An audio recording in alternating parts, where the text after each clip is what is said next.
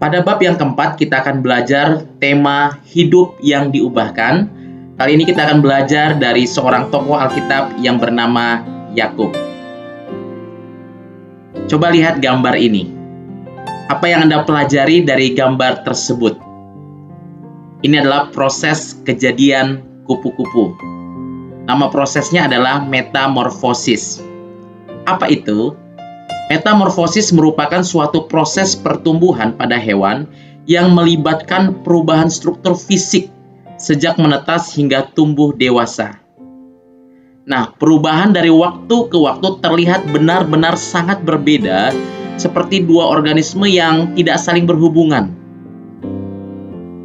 Pada kupu-kupu, proses metamorfosis lebih panjang, dimulai dari fase telur, kemudian ulat, lalu menjadi kepompong, dan barulah terbentuk menjadi kupu-kupu yang sempurna.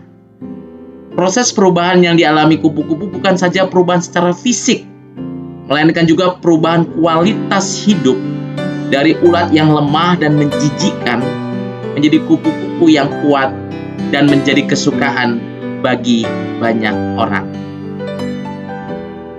Nah, mengapa manusia juga harus mengalami perubahan? Sama seperti kupu-kupu yang harus mengalami proses perubahan, demikian juga manusia harus mengalami pembaruan hidup. Supaya apa? Supaya manusia bisa menjadi berkat bagi banyak orang. Proses perubahan dalam diri manusia merupakan suatu keharusan. Apabila manusia ingin diubahkan dari ulat, tanda kutip ya, yang lemah dan menjijikkan, menjadi kupu-kupu yang kuat dan menyenangkan banyak orang. Nah, pertanyaannya, mengapa kita harus berubah?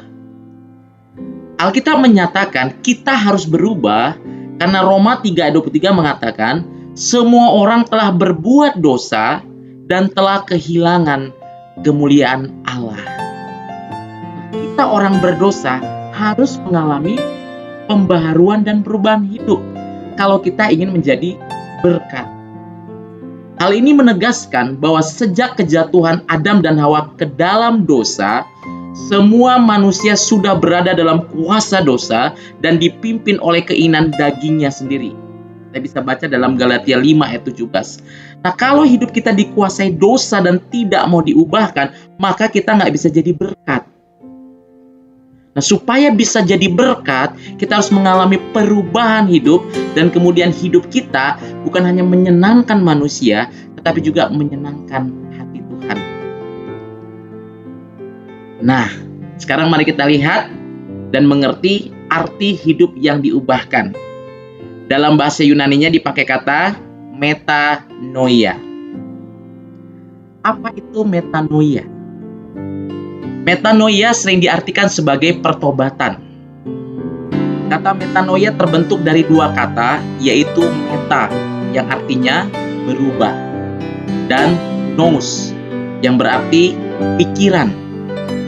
Jadi metanoia menekankan suatu perubahan atau pembaharuan pola pikir manusia yang akhirnya berdampak pada perubahan dalam diri manusia itu secara menyeluruh. Artinya, kalau sense manusia, kalau pikiran, konsep berpikir manusia berubah, maka akan berdampak kepada perubahan keseluruhan dari hidup manusia. Perubahan atau pertobatan dalam iman Kristen didorong oleh kesadaran, nous, terhadap kebenaran yang bukan hanya menyangkut kesadaran moral, tetapi juga meliputi pemahaman secara menyeluruh tentang pengenalan akan Allah, manusia, akan dosa, penebusan, dan bagaimana manusia hidup sesuai dengan kehendak Allah. Jadi pertobatan itu tidak hanya sekedar dulu saya jahat, sekarang jadi baik. Bukan. Tetapi perubahan secara menyeluruh dan juga memiliki pemahaman konsep yang benar tentang Allah, manusia, dosa, dan kehendak Allah di dalam hidupnya.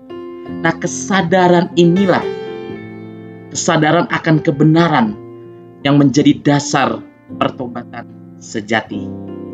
Nah, sekarang sebelum kita masuk ke dalam pendalaman tokoh Alkitab Yakub, kita mau melihat contoh-contoh tokoh Alkitab terlebih dahulu.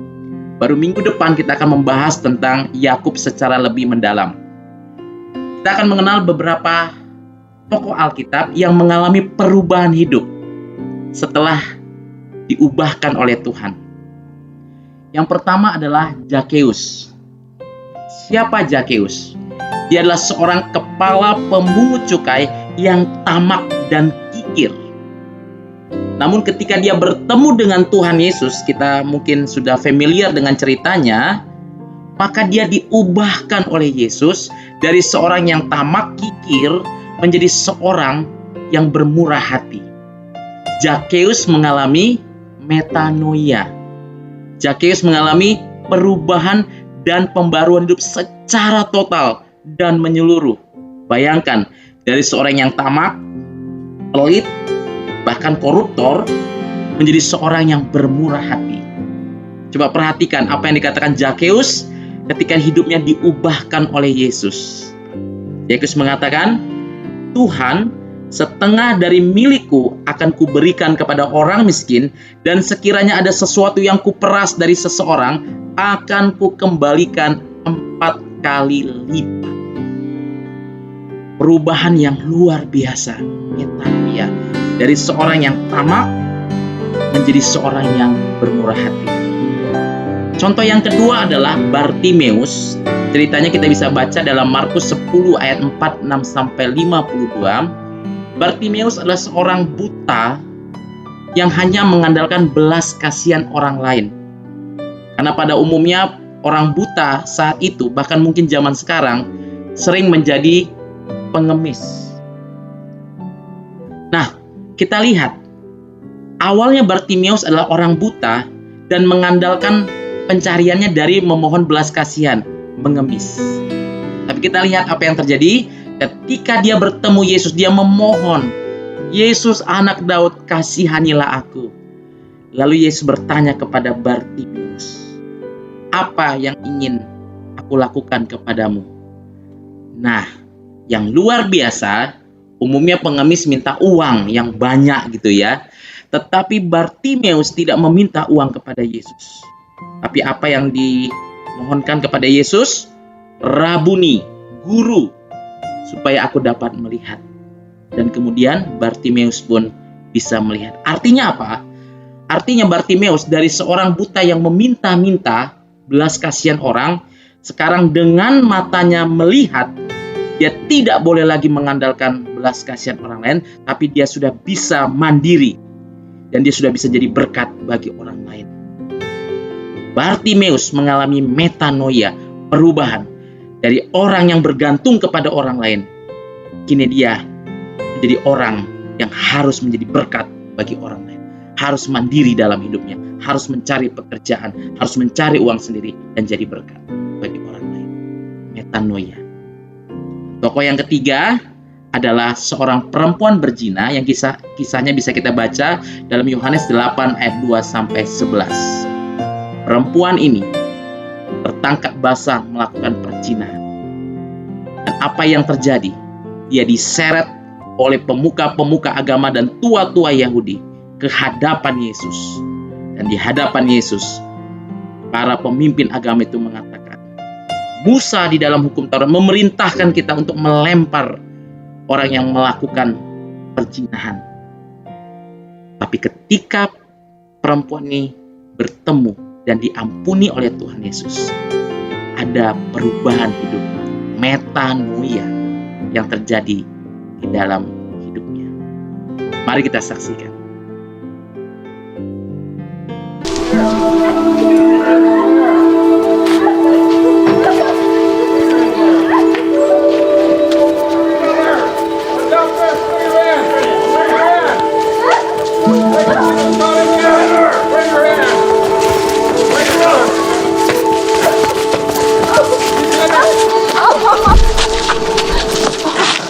Master, this woman was taken in adultery, in the very act. Now Moses, in the law, commanded us that such should be stoned. But what sayest thou?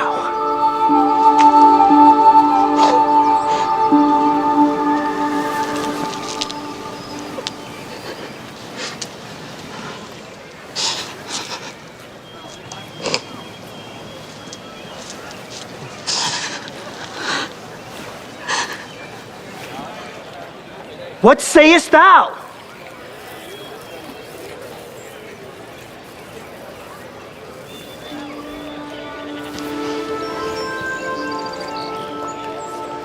He that is without sin among you, let him first cast a stone at her.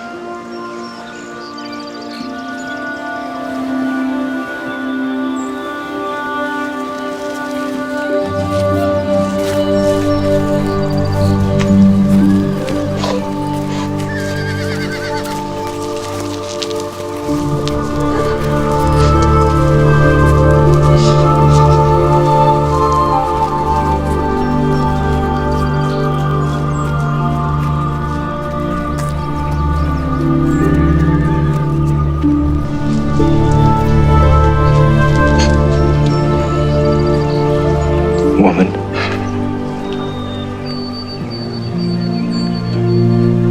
where are those thine accusers? Hath no man condemned thee?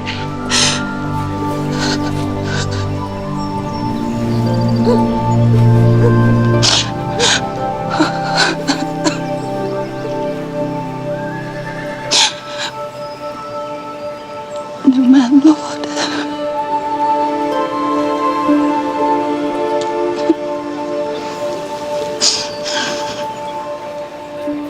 Neither do I condemn thee.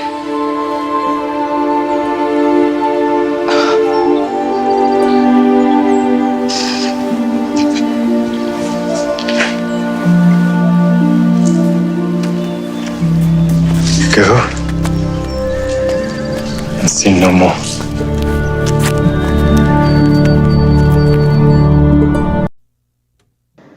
Kita sudah melihat bagaimana seorang perempuan yang berzina diubahkan mengalami metanoia. Bukan hanya perempuan berzina ini, bukan hanya Bartimeus, bukan juga hanya Zakeus, tetapi setiap orang yang diubahkan Tuhan, maka hidupnya akan mengalami metanoia dan jadi berkat bagi banyak orang. Minggu depan kita akan mendalami dan mempelajari lebih dalam tentang tokoh Alkitab Yakub yang diubahkan oleh Tuhan. Terima kasih, Tuhan Yesus memberkati.